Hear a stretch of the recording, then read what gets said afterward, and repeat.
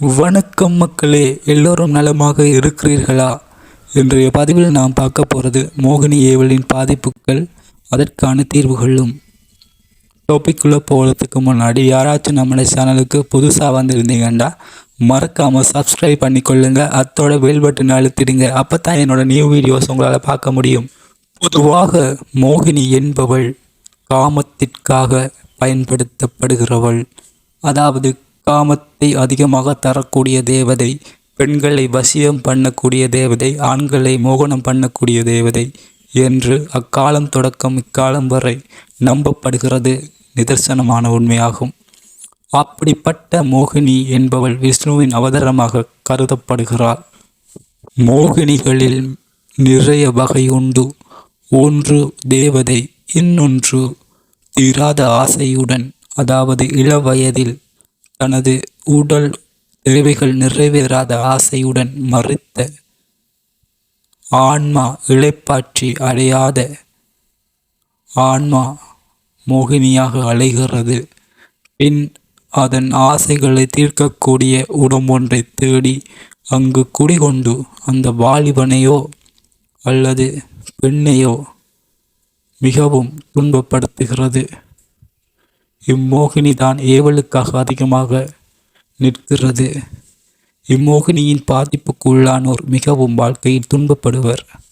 இராத காம உணர்வுடன் அலைவர். இதன் பாதிப்புகளை நாம் பார்ப்போமாயானால், அதிக காம உணர்விலான கனவுகள் அதிகம் தினமும் வரும். இரவினில் இந்திரியம் வெளியேறும். ஒரே பெண்ணை பற்றி அதிகம் தீராத நாட்டம் ஏற்படும். பின்பு சில நாட்களில் இன்னொரு பெண்ணை நோக்கி அந்நாட்டம் தொடரும். இவ்வாறு எந்நேரமும் இவ்வாறான தீய சிந்தனையில் மனம் திரையும். ஒரு வேளையில் நாட்டமில்லாமல் ஒரு இடத்தில் இருக்க முடியாமல் அவதிப்படுவீர்கள். வாழ்வில் முன்னேற்றம் கிடைக்காது. பணம், வேலை எதுவும் கையில் நிற்காது. இவ்வாறு இம்மோகினி வந்தால் வாழ்வில் முன்னேற்றம் என்பதே கிடையாது. இந்த எண்ணத்திலே உங்களை கொஞ்சம் கொஞ்சமாக கொன்றுவிடும். இது ஏவல் என்று அறிந்தால் நாம் செய்ய வேண்டியது இல்லை. உங்களுக்கு ஏதோ ஒரு வகையில் இம்மோகினி தாக்கம் இருப்பதை நீங்கள் உணர்ந்தால் நீங்கள் உடனடியாக செய்ய வேண்டியது, உடனே உங்கள் குல தெய்வத்திற்கோ இஷ்ட தெய்வத்திற்கோ விரதம் இருந்து 9-7 நாட்கள் விரதம் இருந்து நீங்கள் இம்மோகினியில் பிரச்சனையிலிருந்து விடுதலை பெறலாம். ஏனென்றால் மிகவும் சக்தி வாய்ந்த தெய்வங்களை நீங்கள் உள்ள தெய்வங்களாக கொண்டிருக்கும் போது எந்த ஏவலும் எந்த தேவதையும் உங்களை நெருங்காது.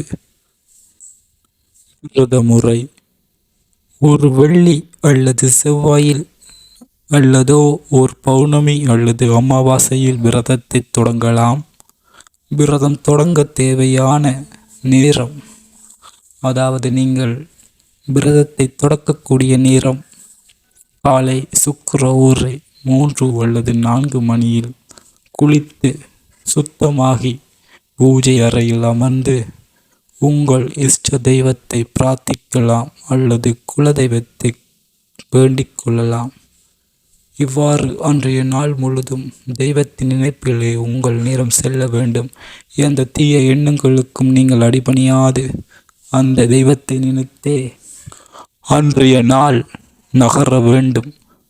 தீராத வேண்டுதலுடன் உருகி கண்ணீர் விட்டு உங்கள் கடவுளிடம் வேண்டிக் கொள்ள இத்துரு தேவதை உங்களை விட்டு அகழ்வாள்.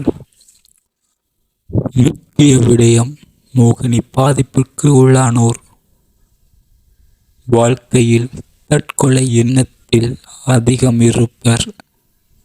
இவர்கள் எப்போது என்ன செய்வார்கள் என்று அவர்களுக்கே தெரியாது.